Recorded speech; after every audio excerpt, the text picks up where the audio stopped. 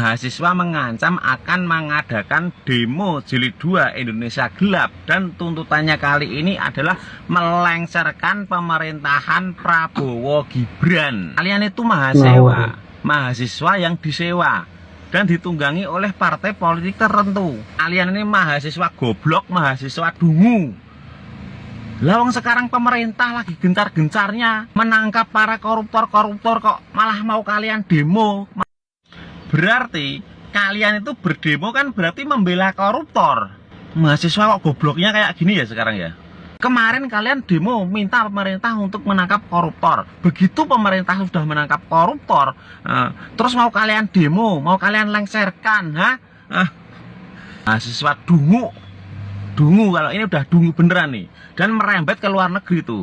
Katanya mahasiswa yang berada di luar negeri itu juga akan ikut-ikutan demo Indonesia Gelap jilid 2. Pasti kalian tahu kan siapa ulah atau dalang di balik demo Indonesia Gelap jilid 2 ini. Kayak kemarin tuh yang mau jeblosin Jokowi ke penjara pakai apa aja, dan pakai media asing juga. OSIS ARP dan OSIS ARP pun klarifikasi bahwa tidak menemukan bukti bahwa Jokowi itu korupsi.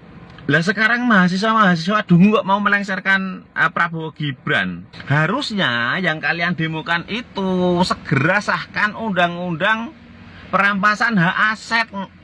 Dungu, mahasiswa dungu.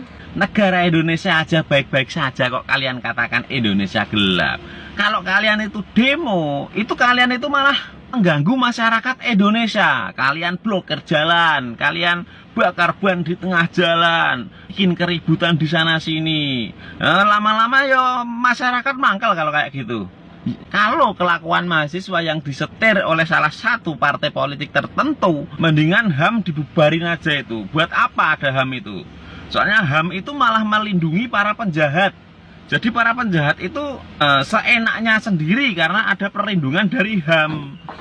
Contohnya seperti begal. Orang yang membela diri karena mau dibegal dan menyebabkan begal tersebut mati, yang dipenjara malah orang yang mau dibegal itu. Jadi menurut saya udah deh, HAM bubarin, nggak ada gunanya itu.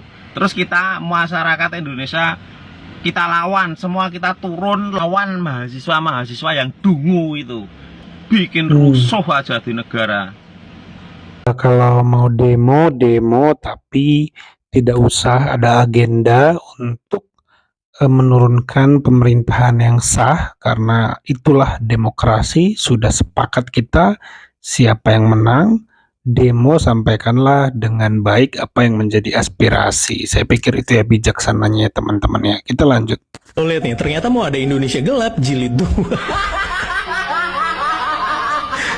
Ya Allah, puasa gua.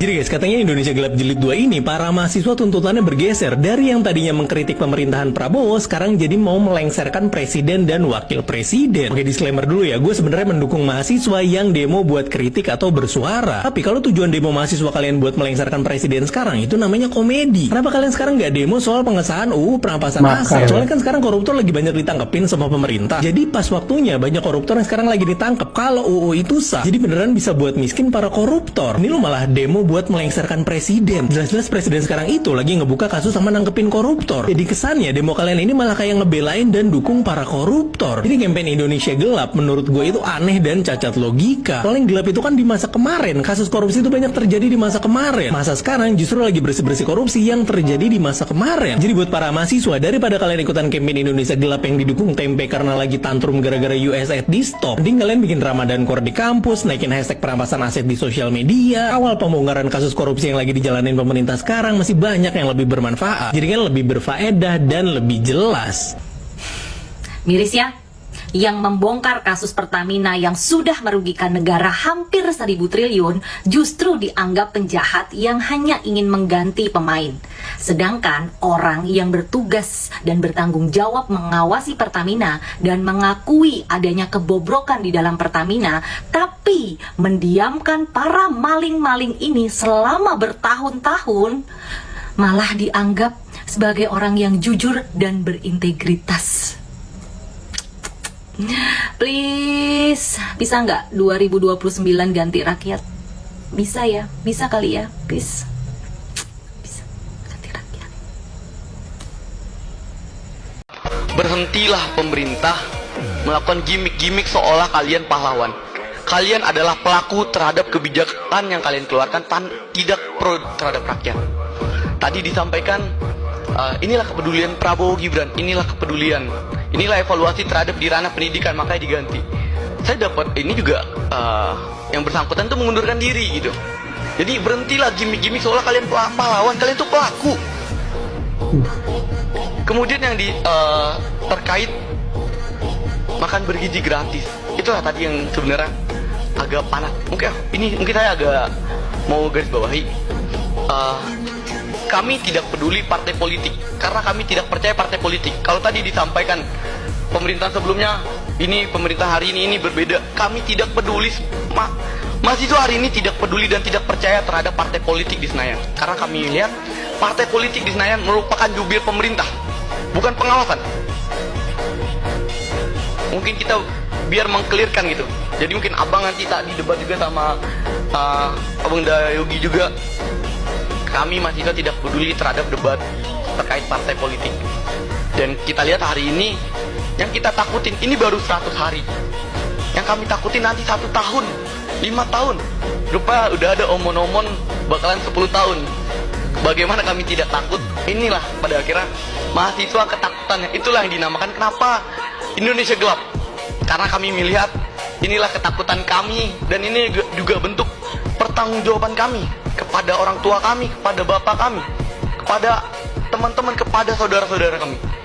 Program makan gizi gratis per hari ini menurut kami belum dibutuhkan dan tidak tepat sasaran. Kenapa? Berhentilah pemerintah melakukan gimmick-gimmick Ya itu teman-teman, kalau perihal pemberantasan korupsi kita dukung. Ya kalau ingin menyampaikan aspirasi mahasiswa tidak perlu mengagendakan melengsarkan pemerintahan yang sah, karena setiap pemerintahan pun nanti ada saja kekurangan yang bisa menjadi presiden buruk kalau dikit-dikit dituntut mundur. Jadi saya pikir aspirasi tanpa tuntutan makar ya, mundurkan, lengserkan ini hanya akan membuat kekisruhan, ya kan, hanya akan membuat polemik baru, kos baru, ketidakstabilan yang bisa merugikan secara ekonomi, ya kan teman-teman. Jadi saya pikir mahasiswa harus lebih bijak dalam menyampaikan tuntutannya dan memilah-milah apa yang harus dia tuntut ya. Kalau menurut teman-teman bagaimana, coba tulis di kolom komentar. Terima kasih yang sudah menyimak sampai selesai. Sampai jumpa di video saya selanjutnya.